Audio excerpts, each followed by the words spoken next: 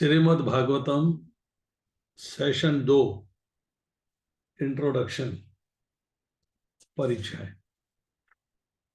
हम लोग जो है भागवतम की ग्रंथ को पढ़ते हैं, श्रील प्रभुपाद द्वारा लिखा हुआ। श्रील प्रभुपाद ने भागवतम के 10 कैंटो का ट्रांसलेशन किया है। 10वें कैंटो में उन्होंने श्लोक से लेके और आगे चर्चा नहीं करी है, सिर्फ उसको समराइज किया है। तो आज जो है उसका थोड़ा सा इतिहास हम जो है परिचय पढ़ेंगे, से ज्ञान की प्राप्ति करेंगे कि हमें भागवतम प्रभुपाद से कैसे मिली। भागवतम वैदिक इतिहास के आरंभिक अभिलेखों से लेकर अब तक भगवान और उनके अवतारों की कहानी बताती है। ये भागवतम का जिस्ट है। यह वास्तव में हिंदू ब्रह्मांड की कृष्ण बाइबल, संस्कृत में संहिता कहा जाता है।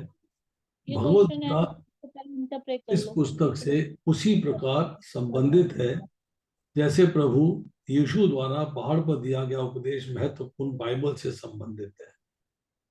तो जैसे क्रिश्चियंस जो है बाइबल्स को मास्टर बुक मानते हैं कि वो जो है यीशु के दिए हुए उपदेश हैं, ऐसे जो है भागवतम जो है भगवान के बारे में चर्चा करती है। तो हमारे लिए ये जो है संहिता है, मीन्स ऐसी बुक है जिसके अंदर भगवान के बारे में समस्त ज्ञान दिया गया।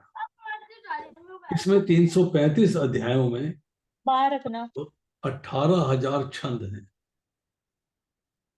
335 अध्यायों में 18,000 छंद है। पायल जी अपना ऑडियो ऑफ कर लीजिए।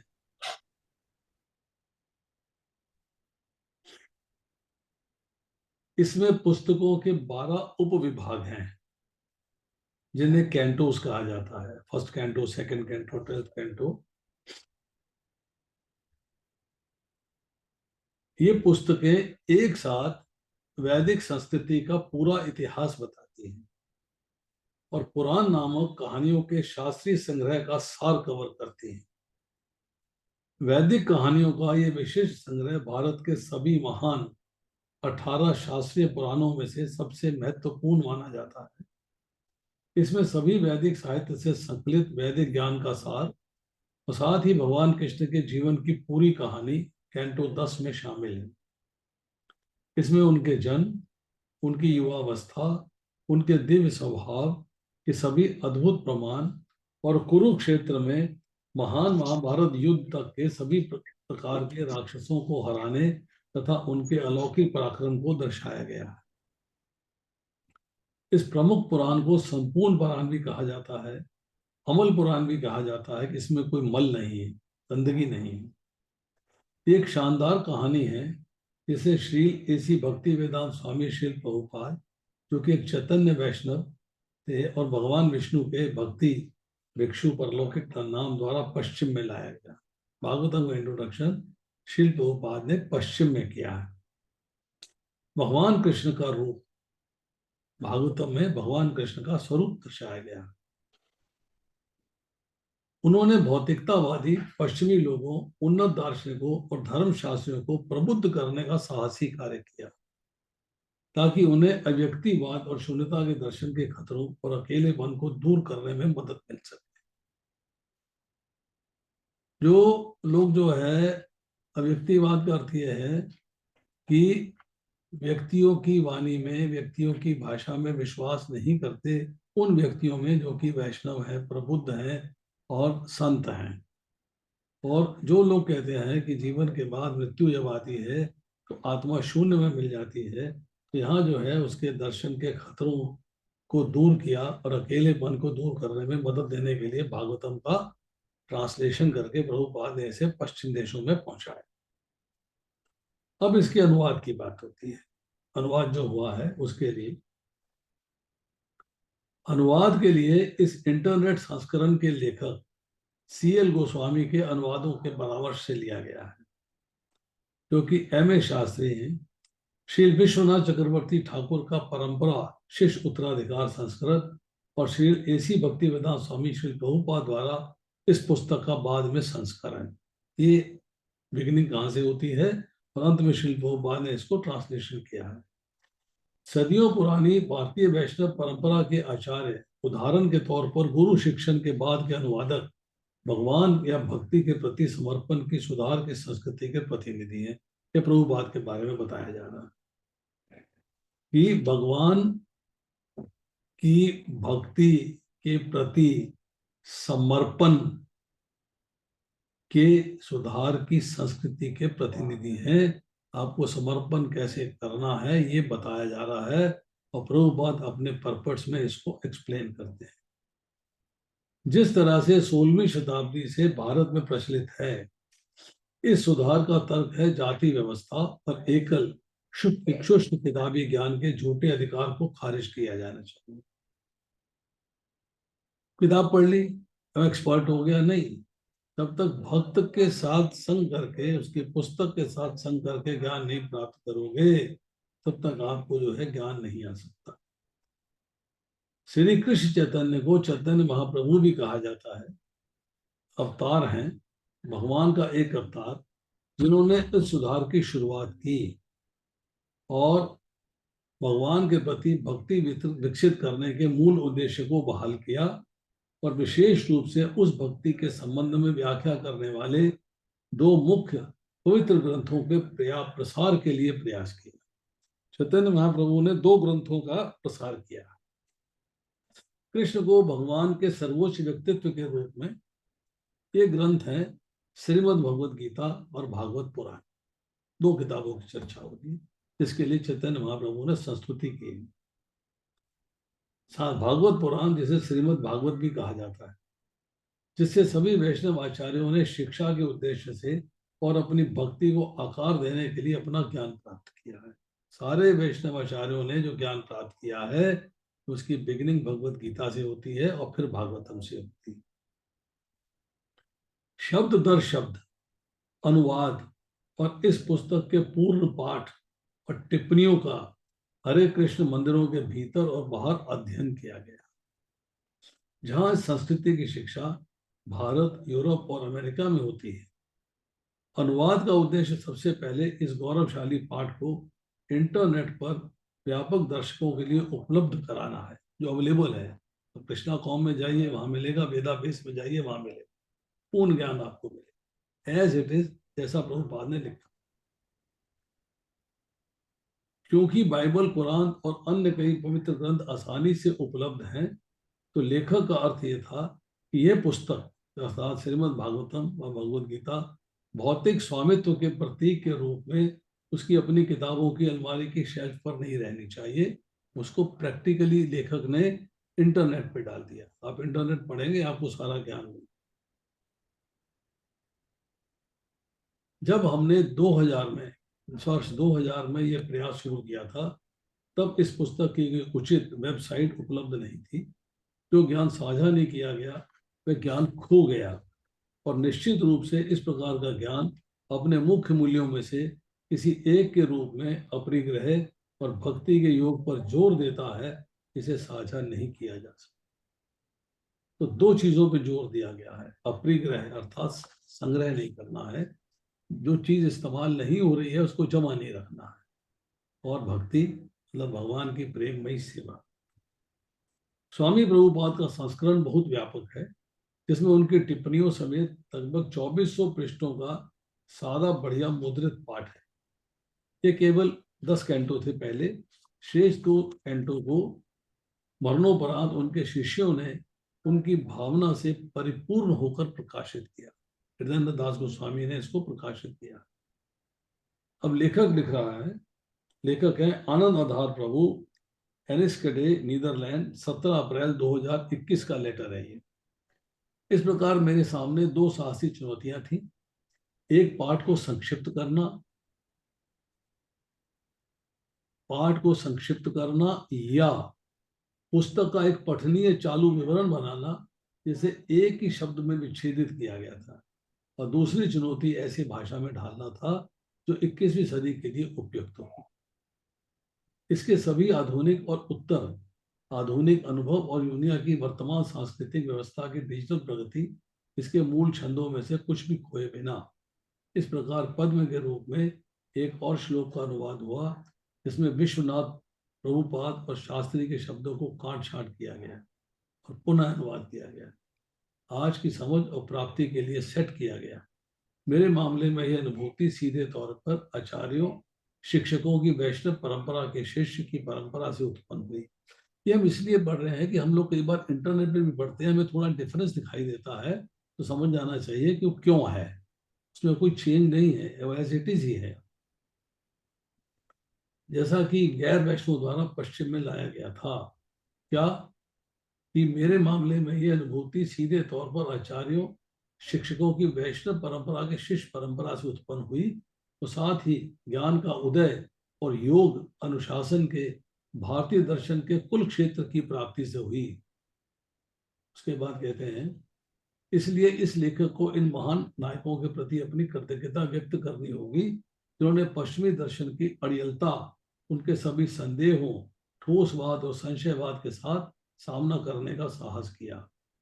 विशेष रूप से प्रभुपाद के शिष्यों, सन्यासी संप्रदाय के सदस्यों, जिन्होंने लेखक को भगवान चैतन्य के भक्ति योगियों के दर्शन की स्वतंत्रता और परिपक्वता का निर्देश दिया, का उल्लेख करना आवश्यक है। मुझे पहले से ही भारत में एक गैर वैष्णव गुरु द्वारा दीक्षा दी गई थी। वे कह रहे हैं, पहले मैंने गैर वैष्णव गुरु से दीक्षा प्राप्त करी थी और मुझे स्वामी आनंद आधार, खुशी की नींद के शिक्षक का नाम दिया गया। उसी नाम को कृष्ण समुदाय ने वैष्णव दीक्षा के आगे समारोह के बिना आनंद आधार प्रभु खुशी की नींद के स्वामी में बदल दिया। आनंद आधार नाम के साथ मैं तथाकथित वानप्रस्थ भक्त हूँ जो दर्शन के लिए अपने स्थानीय रूपांतरों की शांति विनम्रता से में स्वतंत्र रूप से अपनी भक्ति सेवा करता हूँ। उसने पहले दीक्षा ली किसी गैर वैष्णव से, फिर दीक्षा ली वैष्णव से।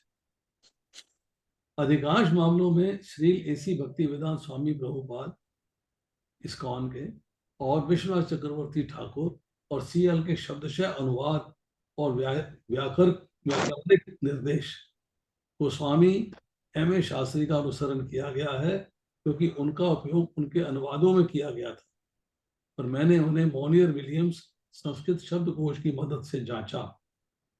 फुट नोट में और वर्गाकार कोष्ठकों के बीच कभी कभी पाठक की सुविधा के लिए थोड़ी टिप्पणी और अतिरिक्त जानकारी भी दी जाती है। जब मूल पाठ अधिक अनुभवी दृष्टिकोण से तैयार किया जा रहा हो तो पुस्तक की इंटरनेट साइट bhagavata.org पर मेरा संस्करण प्रभुपाद के उस संस्करण को संदर्भित करता है जो प्रत्येक श्लोक में मेरे पिछले संस्करण से जुड़ा हुआ है, ताकि किसी भी क्षण मैंने पाठ के साथ जो किया है उसे दोहराना संभव ना हो सके।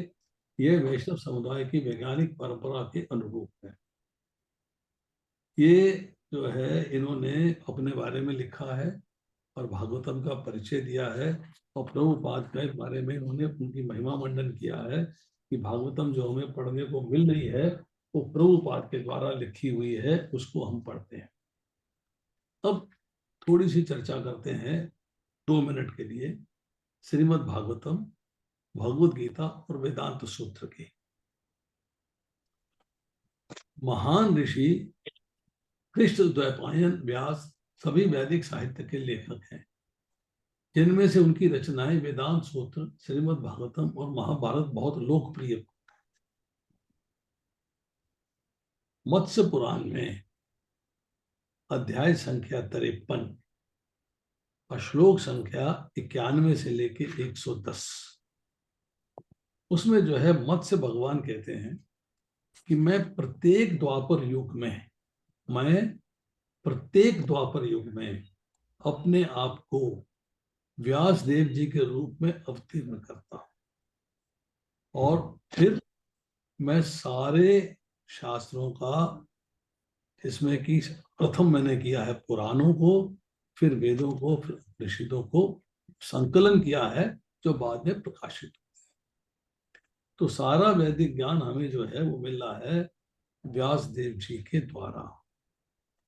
अब भगवान कृष्ण जो है उनके बारे में ब्रह्मा जी स्तुति करते हैं, तो ब्रह्म संहिता के अंदर 5वें अध्याय का 27वां श्लोक है कि वेदों की माता गायत्री भगवान की वेणु ध्वनि से प्रकट हुई और ब्रह्मा जी के 8 कानों से उनके मुख कमल में प्रविष्ट हो गई, इससे उन्हें द्विजत्व प्राप्त हुआ। और फिर ब्रह्मा जी ने इसका जो है प्रचार किया है। सबसे पहले निकला है ओम, ओम से निकली है गायत्री, और गायत्री से निकले सारे ग्रंथ। भागवतम के बारे में चर्चा आती है कि छांदोग्य उपनिषद, भागवतम की जो शास्त्र है, जो वैदिक ज्ञान का शास्त्र है, उसकी जो बिगनिंग है वो छांदोग्य उपनिषद से होती है, और उसका अंत जो है भागवतम में होता है। तो यहाँ पे जो है ग्रंथों की चर्चा हो रही है, वेदांत सूत्र है, भागवतम है और महाभारत है। और महाभारत के ही अंदर जो जो पर्व हैं, उसमें जो भीष्म पर्व है, जैसे भागवतम में कैंटोस हैं, ऐसे महाभारत में पर्व हैं। तो उसमें जो है भीष्म पर्व है, उसके अंदर अध्याय संख्या 25 से लेके अध्याय संख्या 42 तक जो चर्चा है, उसको भगवत गीता के नाम से अलग से संकलित कर दिया गया। वो भगवान के द्वारा गाया। जैसा कि भागवतम 1.4.25 में कहा गया, ये मैंने पढ़ा है कहाँ से, प्रभुपाद की भागवतम के तीसरे स्कंद के 5वें अध्याय के 12वें श्लोक का परपट है,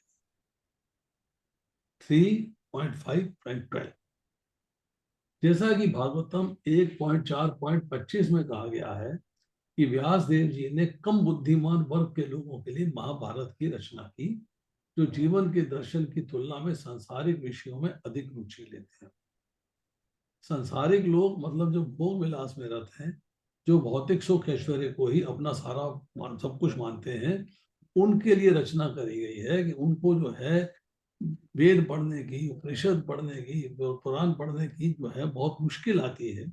तो जो जो लोग हैं, जैसे कि ब्राह्मण और क्षत्रियों को छोड़ के जो वैश्य हैं, जो शूद्र हैं, स्त्रियां हैं, बालक हैं, उनके लिए उन्होंने फिर एक सिंपल किताब की रचना करी। उस ग्रंथ का नाम है महाभारत, जिसमें कि 1 लाख श्लोक है। उस 1 लाख श्लोकों के अंदर से 91,200 श्लोक साधारण है और 8,800 श्लोक मुश्किल है। ऐसा क्यों हुआ है कि व्यास देव जी जब रचना करना चाहते थे तो उसको लिपिबद्ध करना चाहते थे। तो उन्होंने जो है एक गुहार लगाई कि कौन मेरे इस ग्रंथ को लिपिबद्ध करेगा। तो सब ने जो है गणेश जी का नाम सजेस्ट किया। तो व्यास देव जी जो है गणेश जी के पास जाते हैं, उनसे कहते हैं कि मैंने जो है महाभारत की रचना करी है, मुझे उसे लिपिबद्ध करना है, तो आप मेरी सहायता करेंगे? तो गणेश जी कहते हैं जरूर करूंगा। कहाँ करेंगे? बोले बद्रिका आश्रम में। अगर आप बद्री विशाल में जाएंगे, बद्रिका आश्रम में जाएंगे, तो वहां देखेंगे व्यास गुफा भी है, गणेश गुफा भी है। अब गणेश जी ने कहा कि मेरी एक शर्त है, मेरी शर्त यह है कि अगर आप जो है मेरे से लिपिबद्ध कराना चाहते हो तो आपको बिना रुके बोलना होगा। अब रुकेंगे नहीं, अगर आप रुकेंगे तो मैं काम छोड़ दूंगा। अब व्यास देव जी फंस गए, तो था करेंगे, मैं रुकूंगा नहीं। अब व्यास देव जी ने बुद्धि लगाई, उन्होंने गणेश जी से कहा कि मेरी भी आपसे एक रिक्वेस्ट है, मेरी एक अनुरोध है, प्रार्थना है। बोले क्या? बोले कि आप श्लोक को समझे बिना लिखेंगे नहीं, समझिए फिर लिखिए। गणेश जी ने कहा तो था, तू कह तो दिया, डन। अब व्यास जी ने तिड़कम लगाई, उन्होंने जो है कुछ श्लोक साधारण बोलते थे, तो फिर एक श्लोक टफ बोल देते थे। जब तक जो है गणेश जी उसका मीनिंग निकालते, तब तक वो अगले श्लोकों की रचना कर लेते थे। तो इस तरह 8,800 श्लोक ऐसे हैं जो कि टफ हैं, और 91,200 श्लोक ऐसे हैं जो कि उसके मुकाबले में इजी। तो यहाँ चर्चा आ रही है कि महाभारत की रचना करी उन लोगों के लिए जो जीवन के दर्शन की तुलना में सांसारिक विषयों में अधिक रुचि लेते हैं। वेदांत सूत्र उन लोगों के लिए संकलित किया गया था जो पहले ही सांसारिक विषयों से ऊपर थे, मतलब जो भौतिक सृष्टि से संबंध विच्छेद करने के लिए तैयार थे, कर रहे थे, कर चुके थे। उनके लिए भागवत की रचना की गई।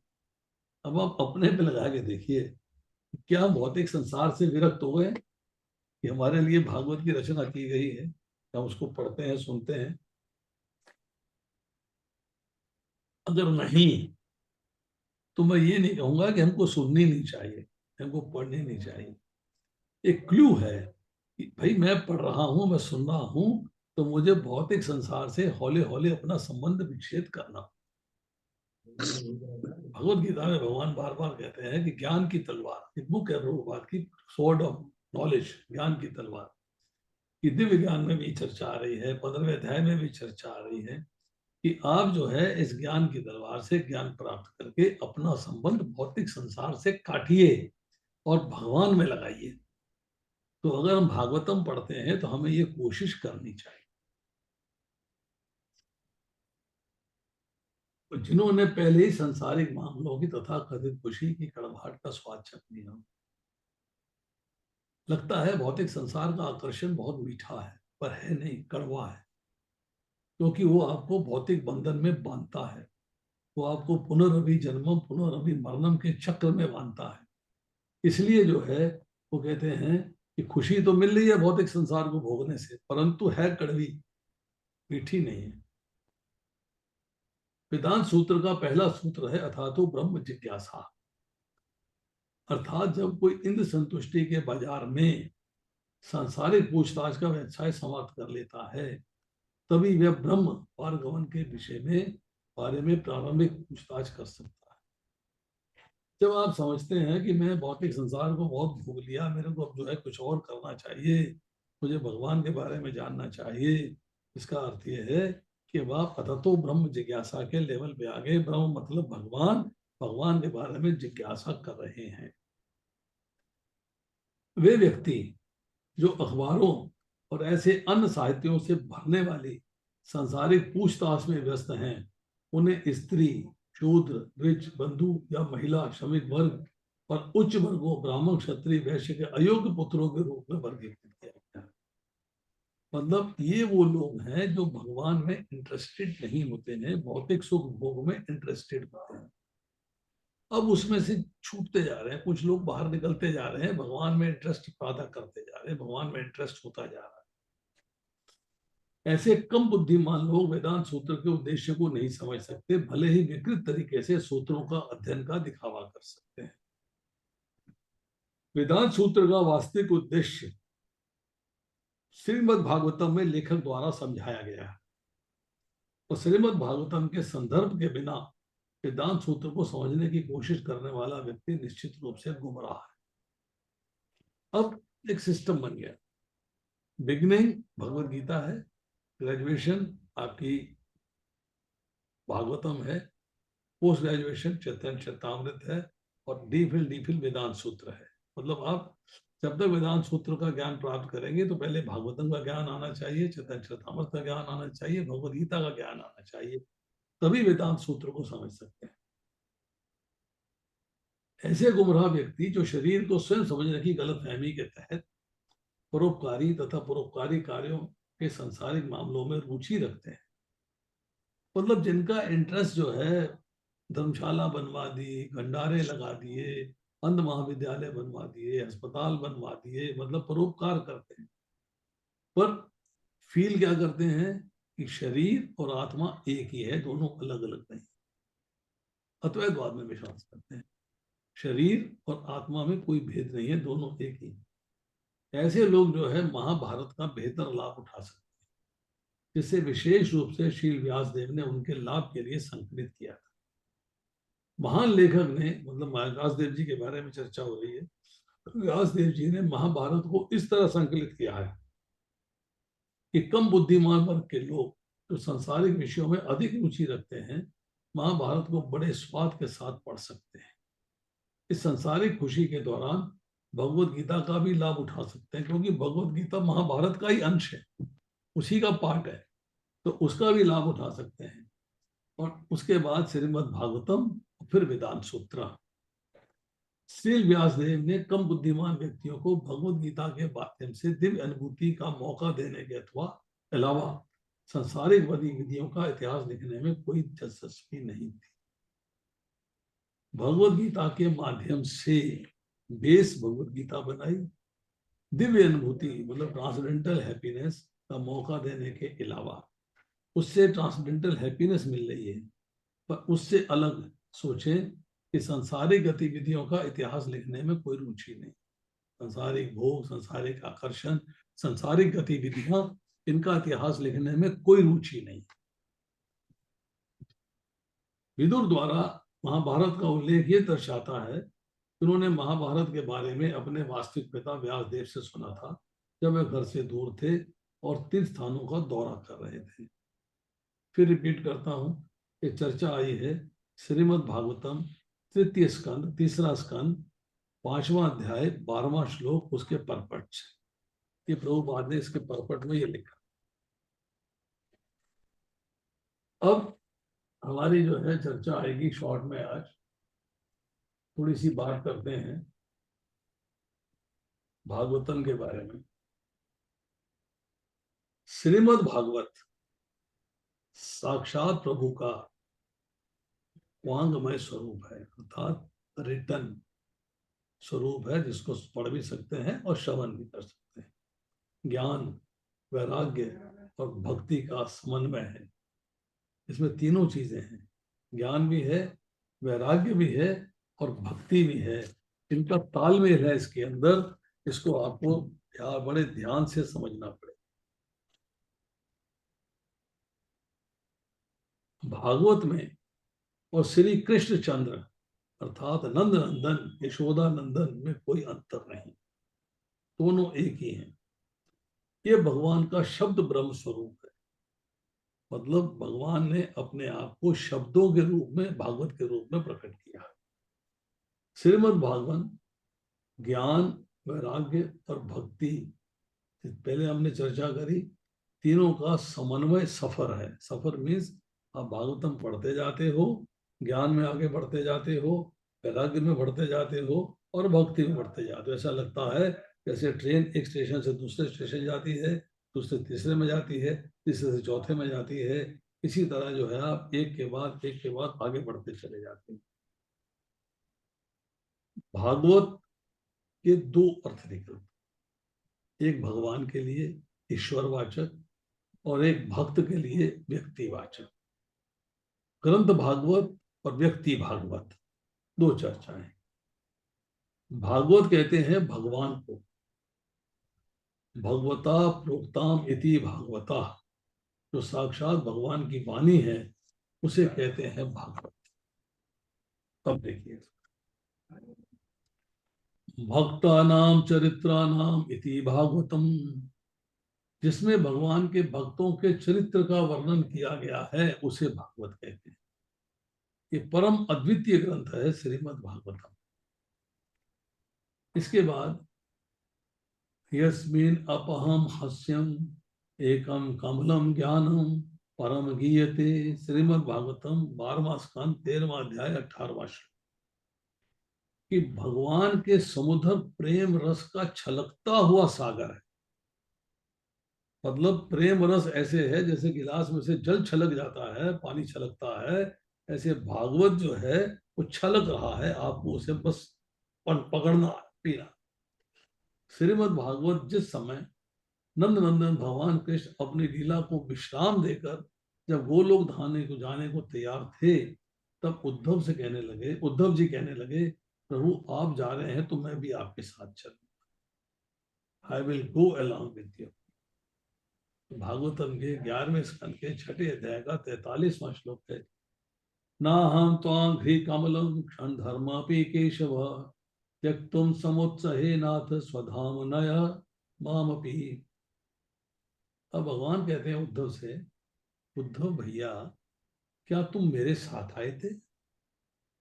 उद्धव ने कहा, प्रभु मैं आपके साथ तो नहीं आया था। बोले, भगवान ने कहा जब तुम मेरे साथ नहीं आया था तो मेरे साथ जाएगा कैसे? You can not go with me. अब चलम चित्तम चलम विनम चलम जीवनो यौवने चला चले ही संसारे धर्म एको ही निश्चल। ये तुम्हारा मन ही चंचल है, धन भी चंचल है, तुम्हारा जीवन और यौवन भी चंचल है। संसार तो चला चली का खेल है, साथ जाने वाली वस्तु केवल एक है, वो है धर्म, और कुछ साथ नहीं जाता। उद्धव ने कहा, प्रभु जब आप चले जाएंगे तो कली काल आ जाएगा, कलयुग आ जाएगा। कली काल में आपकी निर्गुण उपासना बड़ी कठिन है। ये जीव कैसे आपको प्राप्त करेगा, कैसे आपसे साक्षात्कार करेगा? अब जीव जो है भगवान से, हम लोग भगवान से कैसे साक्षात्कार करें? तो भगवान कहते हैं, उद्धव मैं अपने संपूर्ण श्री अंग का तेज और श्रीमद् भागवत में विराजमान कर रहा हूं, अपनी समस्त शक्ति भागवत में रख रहा हूं। ये भागवत साक्षात मेरा ही स्वरूप है। श्रीमद् भागवत में और मुझ में कोई अंतर नहीं। तेन हम वांगे मूर्ति प्रत्यक्ष वर्तते हरे। श्रीमद् भागवत भगवान की वांगमय मूर्ति है। यदि भगवान को बुलाना हो, कहीं बैठना हो, तो भागवत रूपी आसन पर बैठा हो। जहां पर भागवत रूपी आसन बिछ जाता है, वहीं भगवान गोविंद आकर बैठ जाते हैं। यहाँ पर साक्षात भगवान रूपी आसन बिछा है, तो क्यों बिहारी जी नहीं आएंगे? ठाकुर जी साक्षात पधार चुके हैं, इसमें कोई अंतर नहीं है। अब देखिए क्यों ये बात कही जा रही है।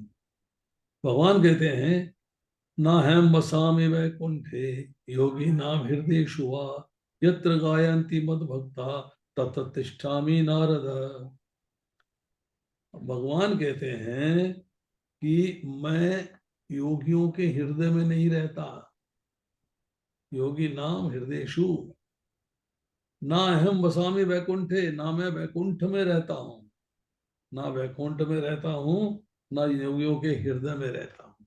अच्छा, यत्र गायन्ति मद भक्ता, जहाँ भक्त लोग मेरा गायन करते हैं, मेरी नाम रूप गुण लीला धाम का वर्णन करते हैं, तत्र तिष्ठामि नारदा। ये नारद, मैं वहां पर बैठता हूँ, मैं वहां रहता हूँ। अब देखिए यहाँ पर चर्चा आती है थोड़ी सी। हम लोग बात करते हैं पद्म पुराण से। पद्म पुराण में भगवान जो है शिव जी से बात कर रहे हैं, और ये कह रहे हैं, बहुत लंबा प्रकरण है, उसको आपको थोड़ा शॉर्ट में करके सुनाता हूं मैं। पद्म पुराण का प्रकरण इसी कंटेक्स्ट में है वो। शिव जी कहते हैं पार्वती जी से, उल्लेख चल रहा है, पार्वती जी को बता रहे हैं शिव जी। कहते हैं, मैं कैलाश लोक में एक सघन वन में भगवान कृष्ण की आराधना कर रहा था और उनके नाम के मंत्र का जप कर। तब मेरी भक्ति से, मेरे नाम जप से प्रसन्न हो गए भगवान विष्णु लक्ष्मी जी के साथ अपने वाहन गरुड़ पर बैठ के मेरे सामने प्रकट, और मुझसे कहते हैं, हे रुद्र, मैं तुम्हारी भक्ति से बहुत प्रसन्न हूं, तुम वर मांगो, जो मांगोगे मैं दूंगा। शिव जी कहते हैं, भगवान आए हैं पर विष्णु रूप में, मेरा मन नहीं भरा, आई एम नॉट सेटिस्फाइड। तो वो जो है भगवान विष्णु से प्रार्थना करते हैं, दंडवत करते हैं, प्रणाम करते हैं, सारा फॉर्मेलिटी पूरी करने के बाद उनसे प्रार्थना करते हैं। उनसे कहते हैं कि मैं आपके उस स्वरूप के दर्शन करता हूं, उस स्वरूप के दर्शन करना चाहता हूं, जैसे लोग निष्क्रिय कहते हैं, परात्पर कहते हैं, निर्मल प्रेम का पुंज कहते हैं। आप मुझे उस रूप के दर्शन कराइए। अब विष्णु जी कहते हैं, भाई ऐसा है, यहाँ तो मेरा यही रूप है, लक्ष्मी जी साथ में गरुड़ में बैठा हुआ हूं। अगर तुम्हें मेरे उस रूप के दर्शन करने हैं जो कि ओरिजिनल है, तो तुम्हें यमुना के पश्चिमी तट पे वृंदावन नामक ग्राम में जाना। आ जाओ और मेरे उस रूप के दर्शन करो, जिसका मैं वपु हूं, जिसका मैं स्वरूप हूं। शिव जी ने अपने वृषभ वाहन पे सवार हुए और यमुना के पश्चिमी तट पे वृंदावन नामक ग्राम में जा पहुंचे। वहां जाके क्या देखते हैं कि एक 16 वर्षीय कुमार, गोप बालक, माथे पे मोर पंख लगा हुआ है, वो एक समूह में है, एक ग्रुप में खड़ा हुआ है, उस ग्रुप में उसका बायां हाथ जो है, बायां हाथ एक षोडशी कन्या के कंधे पे है जो अति सुंदर है, उस जैसी सुंदर स्त्री उन्होंने नहीं देखी, और उसके चारों तरफ गोपियों का समूह है, चारों तरफ। वो बालक जो है खिलखिला रहा है, हंस रहा है, राधा जी साथ में जो विराजमान है वो भी हंस रही हैं, और सारी गोपियां खिलखिला रही हैं। तो इतने सीन को देखते ही शिव जी के तो होश भागता हो गया, कैसा स्वरूप है ये, इतना सुंदर गोप बालक, माथे पे मोर मुकुट, मोर पंख लगाए हुए है, और साथ में गोपियां हैं, और साथ में राधा रानी खड़ी हैं। ऐसा सुंदर स्वरूप तो मैंने इमेजिन नहीं किया था। तो उसको देखते ही उस गोप बालक अर्थात भगवान कृष्ण ने कहा, आओ रुद्र, आओ, तुम जरे जिस रूप के दर्शन करना चाहते थे, निर्मल प्रेम के पुंज के, निष्क्रिय के, परात्पर के, उस परमानंद स्वरूप के दर्शन तुम कर सकते, मैं ही हूं, आई एम देयर। लोग मेरे को निर्गुण और निराकार मानते हैं, मैं साकार तुम्हारे सामने उपस्थित हूं, मैं निराकार नहीं हूं। वो निराकार क्यों मानते हैं? कि अपने चरम चक्षुओं से मेरे को देख नहीं सकते, इसलिए मुझे निराकार मान लेते हैं। वो मुझे निर्गुण क्यों मानते हैं? कि मेरे गुणों का उन्हें ज्ञान नहीं है, और मेरे गुणों का माप नहीं है, नाप नहीं सकते, गिनती नहीं कर सकते, इसलिए मुझे निर्गुण कह देते हैं, इनमें कोई गुण नहीं। चलो जी, परंतु मैं असंख्य गुणों का स्वामी हूं, नंबर एक। और जो भौतिक प्रकृति के तीन गुण हैं, रजोगुण, तमोगुण और सतोगुण, वो मुझको छू भी नहीं पाते, मैं उनका भी स्वामी हूं, वो मेरे अधीन है। उसके बाद बड़ी लंबी चर्चा है शिव जी के साथ भगवान कृष्ण की। फिर भगवान कृष्ण कहते हैं कि मेरे साथ जो ये कन्या खड़ी है, ये राधा रानी है, ये मेरी प्रिया है। मैं इनके प्रेम में निमग्न होकर और कोई कार्य नहीं जानता, मैं कुछ नहीं जानता, मैं केवल इनके प्रेम में निमग्न रहता हूं, बस इन्हीं के साथ लीला करता हूं। मेरे जितने कार्यकलाप हैं वो मेरे विस्तार वासुदेव के द्वारा किए जाते हैं। फिर कहते हैं, जो हम दोनों की शरण में आ जाता है, जो हम दोनों की शरण में आ जाता है, उसकी मुक्ति शाश्वत है, सत्य है, हो जानी। अगर वो हम दोनों की शरण में नहीं आता, केवल मेरी प्रिया राधा जी की शरण में भी आ जाता है, तो भगवत धाम उसके हाथ में आ जाता है, उसके हाथ में आ जाता है, मुक्ति डेफिनेट है। मैं वृंदावन छोड़ के कहीं नहीं जाता। अब ये भगवान ने स्टेटमेंट दिया कि मैं वृंदावन छोड़ के कहीं नहीं जाता, मेरे जो कार्यकलाप होते हैं मेरे विस्तारों के द्वारा होते हैं। अब आप जो हमने आज अभी श्लोक पढ़ा, इस श्लोक को इस कथा के साथ जोड़ के देखिए। जब भगवान ने कहा कि मैं वृंदावन छोड़ के कहीं नहीं जाता, अच्छा, तो आप जहां जहां रहोगे वहां वृंदावन है। फिर कहते हैं कि ना मैं योगियों के हृदय में रहता हूं, ना बैकुंठ में, मैं वहां रहता हूं जब भक्तगण मेरी चर्चा करते हैं। अब भक्तगण आपकी चर्चा यहाँ कर रहे हैं, यहाँ पर, तो आपको यहाँ होना है, वृंदावन छोड़ के आप कहीं जाते नहीं। तो A is equal to B, B is equal to C, so C is equal to A. भगवान वृंदावन छोड़ के जाते नहीं, वहां रहते हैं जब भक्तगण चर्चा करते हैं। इसका मतलब यह है कि जहां भक्तगण भगवान की चर्चा करते हैं वो वृंदावन है। तो आप इसको लेके बैठिए कि आप भगवान की चर्चा सुन रहे हैं, मैं चर्चा कर रहा हूं, तो ये स्थान जहां पर हम लोग चर्चा सुन रहे हैं, आपका घर, आपका मोबाइल जहां बैठ के लगा रहे हो इसको, और मैं जहां बोल रहा हूं, सभी जगह Vrindavan, it is all Vrindavan. तो भगवान ने जो है ये कहा कि मैं जो है केवल भक्तों के हृदय में रहता हूं। अब इसके बाद और बहुत सारी चर्चाएं हैं, तो आज हम जो है 9:20 हो गए हैं, यहीं समाप्त करेंगे। अगली बार हमारी चर्चा होगी कि श्रीमद् भागवत के कथावाचक कौन थे। किस किसने कथा करी है श्रीमद् भागवत की, इसकी डिटेल में चर्चा करेंगे आपके साथ। थोड़े ज्ञान की प्राप्ति हमें पद्मजा माता जी ने दी थी, थोड़ा ज्ञान हम और ऐड करके इसको एक्सप्लेन करेंगे कि भागवतम के नरेटर्स कौन कौन हैं। और उसके बाद हम चर्चा करेंगे कि भागवत के अंदर 10 सब्जेक्ट्स क्या है। 10 सब्जेक्ट्स का नाम मैं पढ़ देता हूं। नाम है सर्ग, विसर्ग, स्थान, पोषण, मानवंतर, ईशानु कथा, निरोध, मुक्ति और आश्रय। इन सब की चर्चा करेंगे। ये डिटेल में चर्चा होगी।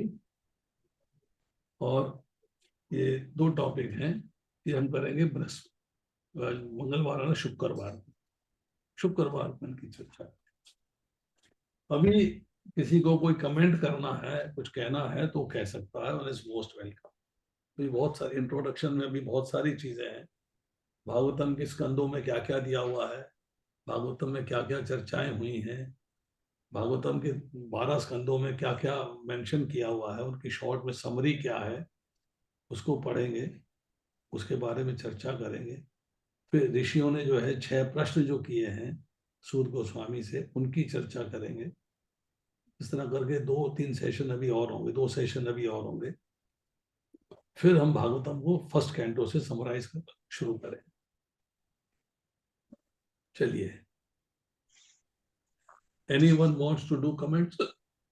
हरे कृष्णा प्रभु जी, दंडवत प्रणाम। यस माता जी बोलिए। प्रभु जी बहुत अच्छा आपने बताया और बहुत अच्छा लगा प्रभु जी। इतनी देर तो ऐसे लगता है पता नहीं समय कैसे बीत गया थोड़ा और सा कुछ माता जी हल्का सा अपनी वाणी में जोर लगाओ ना। प्रभु जी मैं ये बोल रही हूँ इतना समय कैसे बीत गया वो कुछ पता नहीं चला। आज तो मुझे लग रहा है सबसे आनंद आज आया है प्रभु जी। मैं ये पूछ रही हूँ प्रभु जी कि आपने बोला ना कि ओम से गायत्री और गायत्री से सारे मंत्र निकले हैं और इसके विषय में ब्रह्म संहिता के चैप्टर 5 का कौन सा श्लोक आपने बताया जिसमें है? 5वें अध्याय का 27वां श्लोक है। ब्रह्म संहिता के 5वें चैप्टर का ना? यस, चैप्टर 5, हाँ, इसका कौन सा श्लोक? 27। 20 श्लोक।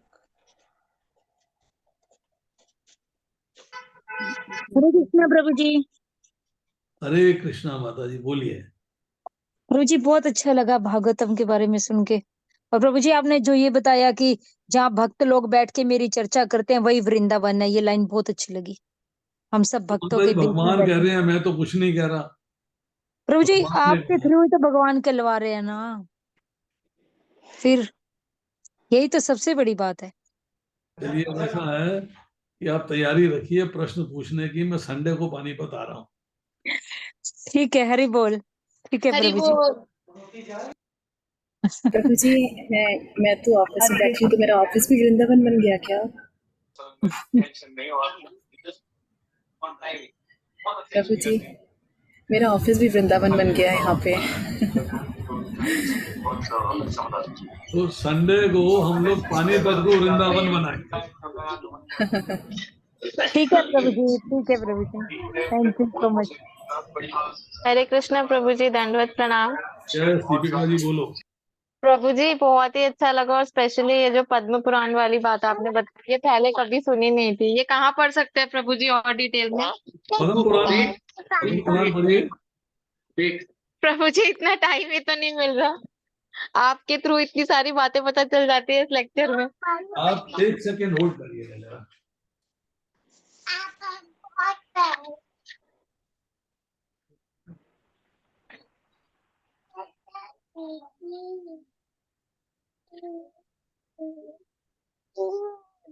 हाँ जी, आप पूछिए आप।